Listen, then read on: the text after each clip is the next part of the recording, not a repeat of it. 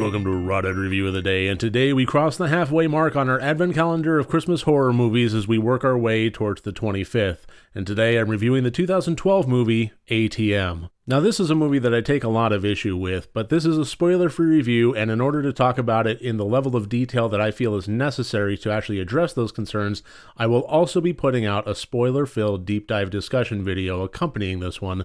But for right now, the rest of this video, it is spoiler-free and safe if you have not seen this movie.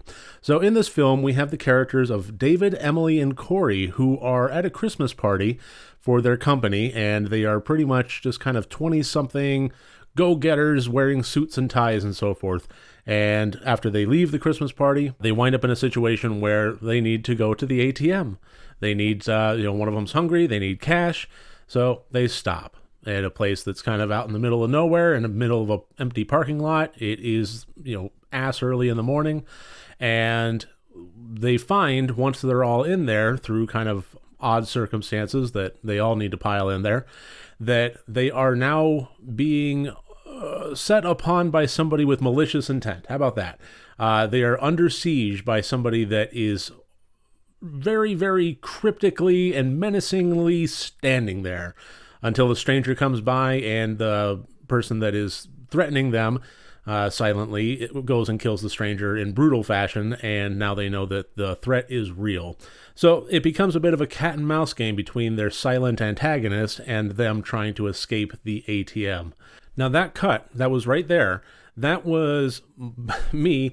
This is now the fifth or sixth attempt I've made at trying to discuss what is my major issue with this film in a spoiler-free way, and I keep running up dry.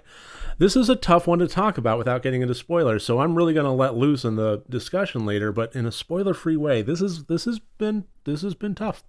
But what I will say is that the sins of this movie and of the filmmakers really start at the opening credits. In particular, the opening credits, which is kind of unusual, but the big problem with this movie, in the most of a spoiler-free way as I can describe, is an issue of motivations. The leaps of logic and the false and flimsy motivations of its characters, all of its characters, really lent itself towards a movie that was so full of holes, it was like Swiss cheese. And that made for a very frustrating watch because of the opening credits. Again, that's pretty much all I can really say. So at this point, all I can really do is throw up the scores. As always, 4 different categories, each one worth up to 25 points for a total possible score of 100 points. And yeah, the plot, the intent, there were elements of this movie that I liked. From a technical standpoint, this was very polished and very professional. It was edited well, it was shot well, there was a lot going on here that worked. Some of the kills were fairly brutal. You kind of felt them. They were visceral. There was a good amount of this movie that did work, but the problem comes into play with the way that it tried to carry the audience. And for me personally, it felt like, as far as developing a mystery that I could latch onto and ride the wave with, it answered 90% of my questions in the opening credits. And then the remaining 10%, it just kind of drew and drew and drew and drew and drew, and ultimately led to, as much as I can say here, something that I felt was very unsatisfying. So it really kind of lost me. That last 10% of the mystery of this film, it wasn't enough to really carry my interest through. So there wasn't a whole lot of me latching on to things. And then as the leaps of logic were just kind of kept on hammering at me, it just lost me more and more. So from a written plot standpoint and from an intention standpoint, I really can't give this movie above 10 points each. It just wasn't that tight. And it was a movie that lent itself to be a very tightly woven, intricate, intelligent, suspenseful thriller. And it just fell apart. It just kind of, it unraveled its own tapestry, and it's just a shame to watch. I actually wanted the mystery to be more thrilling. I wanted it to start answering questions as the movie progressed that would raise more questions and continue the thrills, but it just never really happened.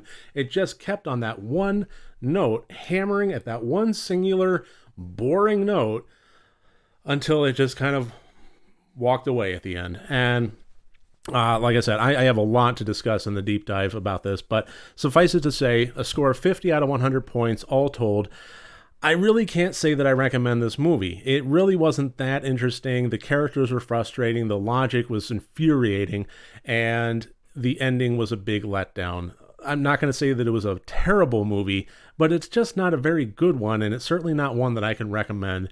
So that should about do it. That's my review of 2012's ATM. I really thank you for joining me here today. I look forward to seeing you tomorrow. If you like this video, please click like and subscribe, and if you want to support me further, my Patreon and my merchandise storefront links are below.